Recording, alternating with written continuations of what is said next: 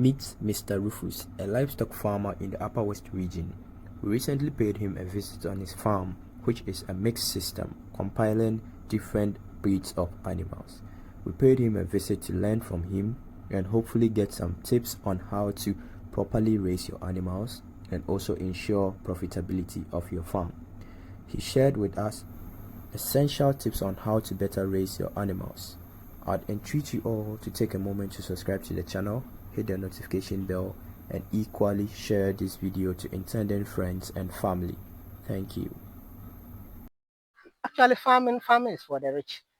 If you don't really have the capital, you'll be struggling, and you really need a good source of capital to do good farming, to do profitable farming.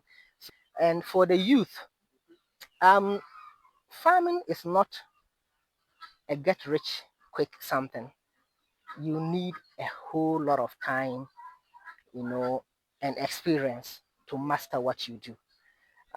I'm Rufus Nantamba Yena, and well, for the name of my farm, everyone knows it to be Buy More Integrated Farms, but there's been a change of name just quite recently. So the name now is Baini Integrated Farms.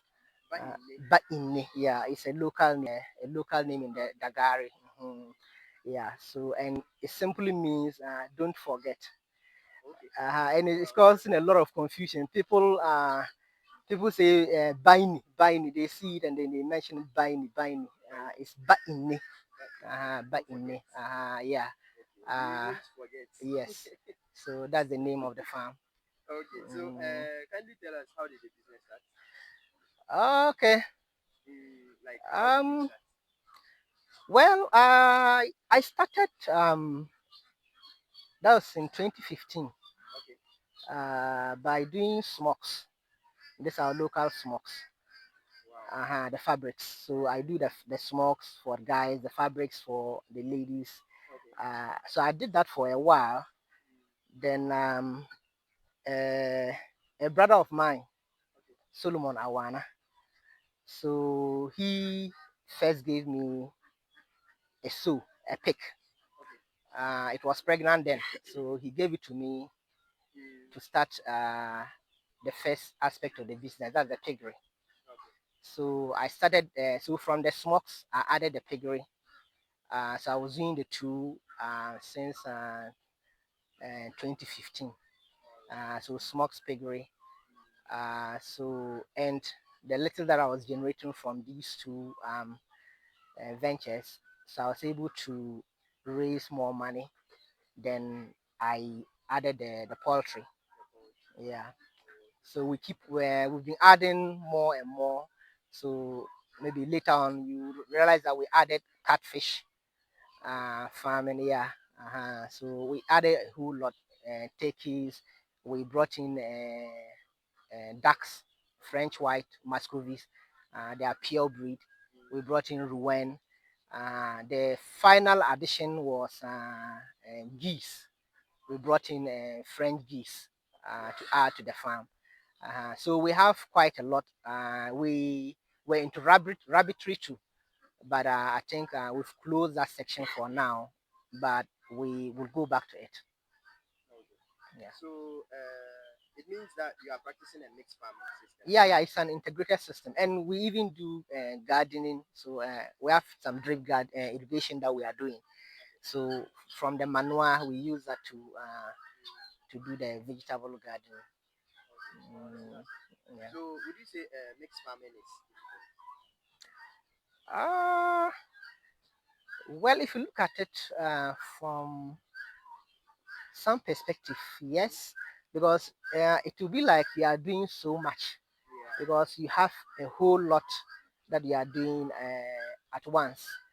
But to me, in a way, it helps because uh, you kind of like don't have any waste within the system because waste from the animal is used on your gardening. So everything is, turn around and then you use it effectively. exactly. So there's no waste within the system. And um, well, to some extent, maybe if you want to do large scale, it will be very difficult to be doing the mixed system. It may be good to maybe focus on just one area. But yeah, exactly. But as you can see, this is just a small. Most people say this more or less like a research center because we do a whole lot. But we'll be scaling up soon. So maybe when we are scaling up, we'll just pick one particular, yeah, and just scale up on and focus on that. So, since it's a mixed system, Yeah. in terms of management, how do you really take care of them? That's the difficult part. It's actually been difficult, managing it because I term myself as an away farmer. I'm not always in the farm. So and most of the times when you are not around, you return and there are a whole lot of issues. But I have a caretaker. I've employed a lady that is managing the farm. Surprisingly, I think she has been a very reliable person. So when I'm not around, she handles everything nicely till I return. So currently she is managing the farm. But like I said, if we are to expand, we will need more hands. It's not easy getting the guys to to come on board. The young guys are not so interested in this kind of work. So I've actually tried to get guys on board, to help man the farm, but it has been difficult. Yeah, but since this lady came around, I think she's been supportive.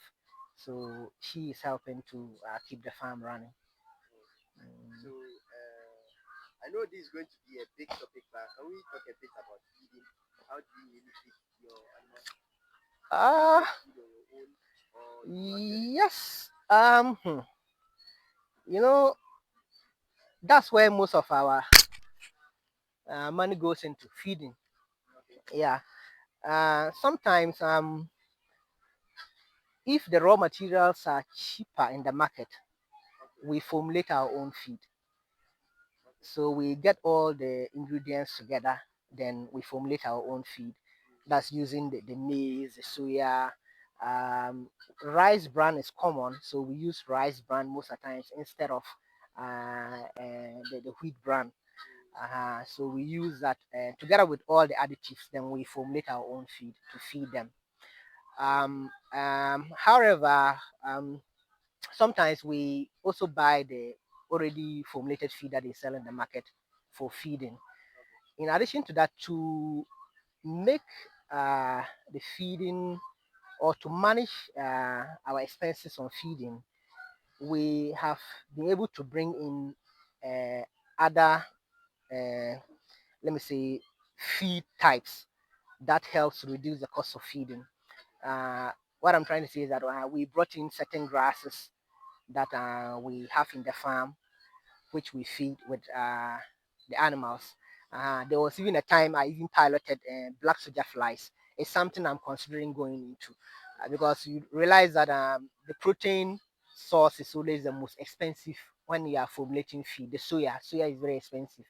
But if you can use black soldier flies to, as a substitute, I think it helps. So I piloted it and it did very well. Yeah, so I also brought in duckweed, azola, which are used in feeding. Then grasses like brachiaria grass, napier grass, all these I brought them in, which I use to to supplement the feed that I give to the animals. And especially the turkeys like the greens very well, as well as the geese. So when you harvest and you feed them, they enjoy it very well. And with that, you can perhaps feed the formulated feed in the morning, and in the evening you feed with the grass. Yeah, which helps you to reduce your cost of feed. Mm. so, when it comes to medication, how do you really keep these animals in good health? Yeah, for medication, um, again, we have the organic stuff around, which I like using most, but mostly the organic ones are good for prevention. But if it's for treatment, it's good to go for the already the synthetic medicines in the market. So some of the organics that I use in treating my animals, most especially with the young ones. So you can give swaka, which is a very strong antibiotics. Pawpaw, yeah, bitter leaves. Yeah, sorry. So in case so you can give that, which is a very strong antibiotics, as well as aloe vera. They are all strong antibiotics. Then I have pawpaw around, so the pawpaw leaves, pawpaw seeds, for deworming them. So most of the times these are the things we use, and in some instances I also use ginger, garlic, then dry pepper, yeah, turmeric, all that. I use all those ones to treat different diseases. Yeah. So after you produce your animals, in terms of marketing, do you really sell them within here or your market is outside? Uh, we sell within the region. Um, I think one of our focus areas is um, to help startups, Okay. especially new farmers, new entrants into the business. So most of the times we kind of like raise the brood stock, and then we sell to those farmers that are interested. So most of the times we see that we sell the young ones to farmers that want to also venture into the business. Yeah. And one thing I have to mention is that and the company is actually registered to cover quite a number of areas. And one of the for this particular session, I'm focusing on just the agribusiness, yeah. So we also do consultation, consultancy works. So in case people who need to start up, we take them through, help them from the beginning, set them up till they can confidently manage their farms. Then we hand over to them, and then we wash our hands off. Even with that, we still, move in occasionally, to offer advice and all that, to supervise and to ensure that at least the business survives. So that's one of the things we do. And so far, we have been able to set up quite a number of farms. I've been able to set up a number of people on rabbitry, pig farming, and recently we've been doing the sasu. So we pick the day old, raise them to 4 weeks, then we distribute to households, to farmers, and with that we have distributed to a whole number of households, and we have done so far about 2,500 sasu bears. Wow. Yeah, So for the that's from November last year to August this year, we've done so far about 2,500 sasu bears, which we have distributed to people. oh, okay. Mm. So do you take advantage of medias in making kind of like announcements and advertisements? Yeah, I'm very active on Facebook. Okay. It's one of the mediums I use, and in selling my whatever I do here, and through my encounter with people on Facebook, at least I get people from all over Ghana, putting in their requests, reaching out for me to assist them in one way or the other to set up their farms, or in case those that also need for meat, they reach out and then we are able to sort them out. Oh, okay. So Facebook is one of the major platforms that I use, though I'm on other platforms, the TikTok, Yeah. yeah, almost all the platforms I'm there. So I use those channels Wow. to market what, yeah, to market whatever we do, we produce. Yeah. Wow. So I've seen some shelters around in your farm. So I wanted you to kind of throw more light on them, like the benefits of housing your animals. Is it really good to provide shelters for your animals, or to just leave them roaming around? It's very good. I think for the ducks, Okay. The ducks, you don't really need any sophisticated shelter for them, because they like to even be in the open. So for them, once you can provide just a simple shelter to protect them from maybe too much sunlight, and then maybe heavy heavy rains. Heavy rain in the sense that when it's drizzling, they prefer to be in the rain. But when the rain is heavy, at least they need to be protected, especially the young ones, about 1 month old.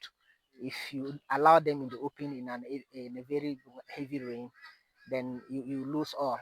So for the ducks, you just get simple structure for them.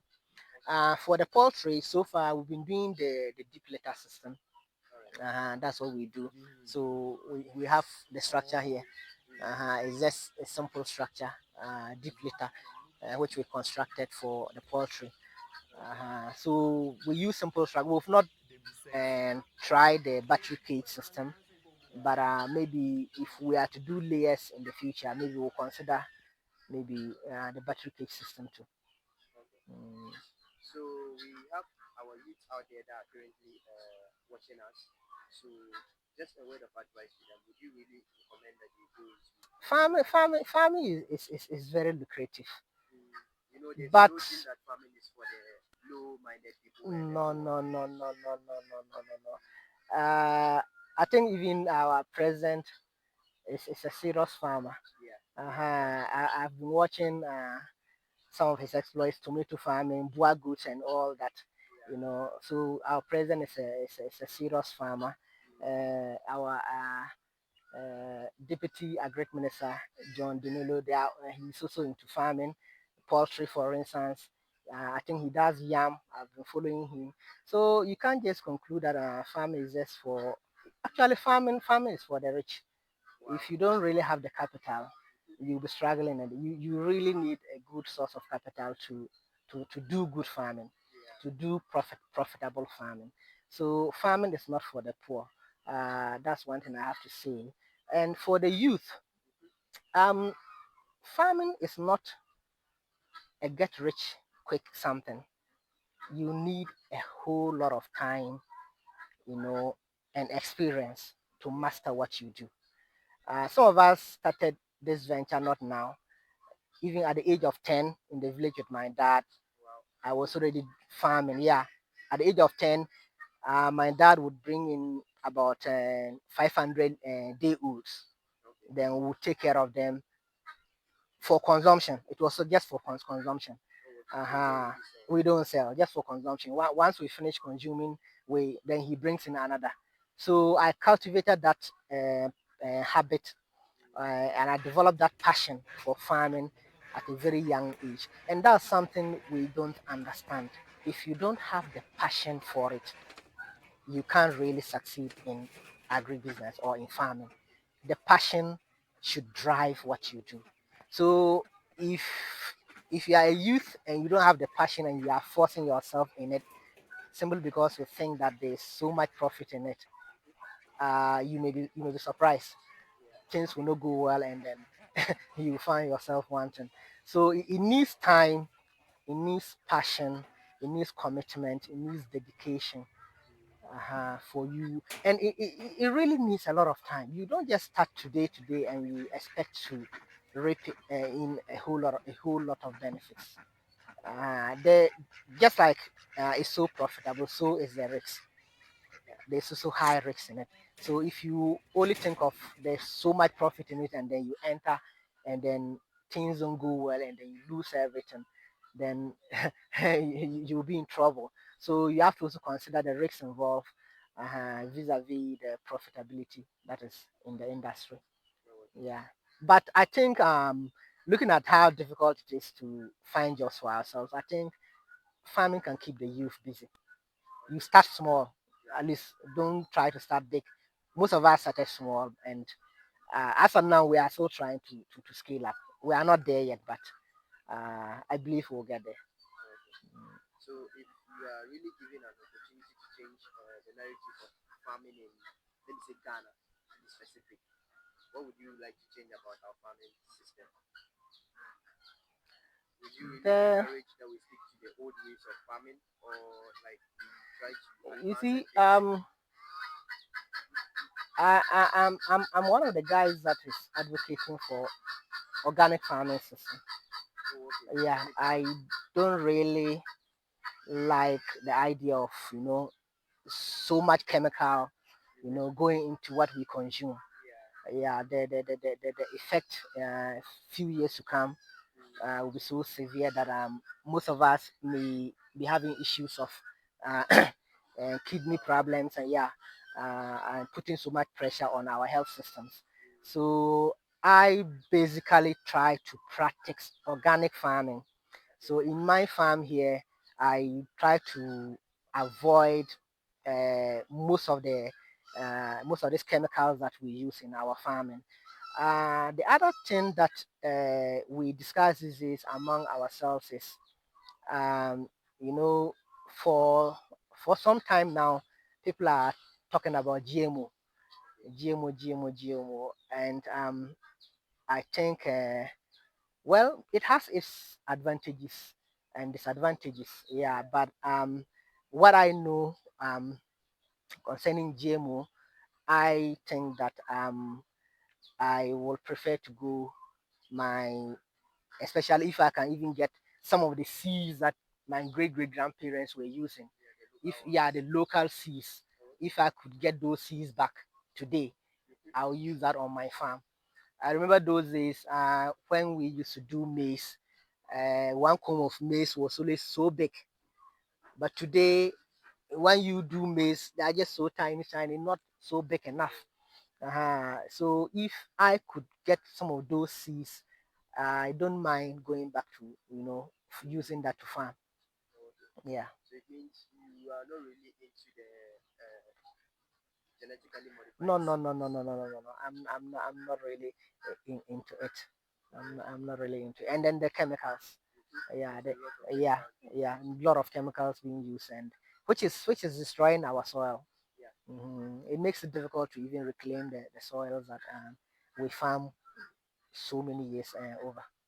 Okay. Mm, Okay. So as we wrap up, can you kindly your last words to the there's a lot of people out there that are unemployed, and would you suggest farming as a means of gaining employment? yes, just like somebody would say, Mm, uh, there's so much money in debt. okay. Debt here means soil. There's so much money in the soil. Yeah. So it depends on how you use the soil.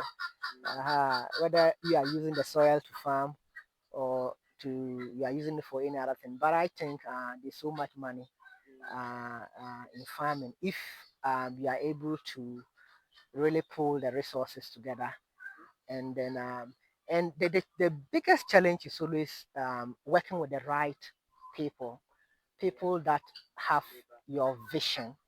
Mhm. Once you get people that have your vision to grow your farm, then I think you would succeed in farming. But when you are struggling in it and you don't really get people that are patient to work along with you to grow the business, then um, sustainability is always a challenge. Yeah, So you you may would collapse. encourage partnering with other farms. Um, Partnership comes with its own challenges. Yeah. If fine, you can partner with other farmers. Cool. I know some young farmers that have gone into partnership, and along the line, the partners were not so patient enough. So they asked them to, to sell off whatever they have produced so far. They were into turkey farming. So they finally sold everything out, and then they shared the proceeds. So some of these things, if you are not patient enough, at times your partner might not understand some of the challenges within the system. Yeah. And he may have very high expectations of maybe getting some quick return. Yeah. And when that return is not coming, then you see that he will not be so happy. And then in the long run, and then he will call for you to maybe to just yeah, close down, sell everything off, and then shut the business down. Yeah, if not, partnerships most of the time can really help you scale up quickly. Yeah, once you pull your resources together, you are able to scale up quickly. And I'm open to partnership. I'm not afraid to partner with people. I'm open to partnership, and then by putting in the right structures, I hope at least uh, the business will grow. Yeah, we'll be able to sustain the business. Mm. So as we bring the session to a close, in case we want to reach out to you, we are going to have a look around at the farm. In case we want to reach out to you, how do we reach you on social media? First of all, you give us your contact. Okay, so you can reach out to me on my MTN 024 2818 944. That's my MTN number. You can also get in touch on Facebook. So on Facebook is Baini Farms. So once you just type in Baini, it's the only Baini on Facebook. So once you type in Baini, then you'll be able to follow us and then observe some of the things that we do within our farm.